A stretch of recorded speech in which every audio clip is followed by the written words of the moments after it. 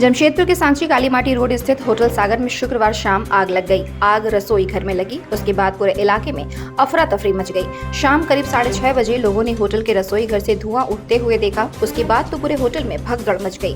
जो लोग होटल में ठहरे थे वे निकल कर भागे, चूँकि रसोई घर होटल के बेसमेंट में था, इसलिए डर और भी था।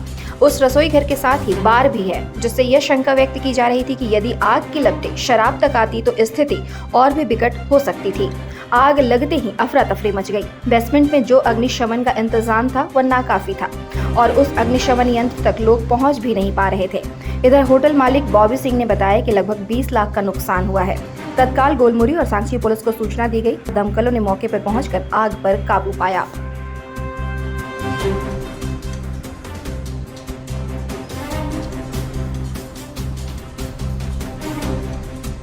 इलेक्ट्रिक से फैली थी, इलेक्ट्रिक वायर से और एसी में फैली हुई थी, तो धुआं काफ़ी भर गया क्योंकि पूरा होटल एसी है। तो अभी फायर कंट्रोल है, धुआं निकल जाएगा धीरे धीरे।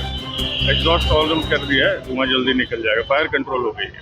कैसे आग लगी, क्या कुछ आग लगी इस कारण बताना बहुत मुश्किल है। मुझे लगता है ओवरलोड हुआ होगा इलेक्ट्रिक का, ऐसे बताना मुश्किल है, अननोन है। चिमनी एरिया पे ही आग मेन आग था, वहाँ से चिमनी एरिया से ही आग फैल गई चारों तरफ। हीट है, फायर कंट्रोल हो गया है, स्मोक है वो निकल जाएगा थोड़ी देर में।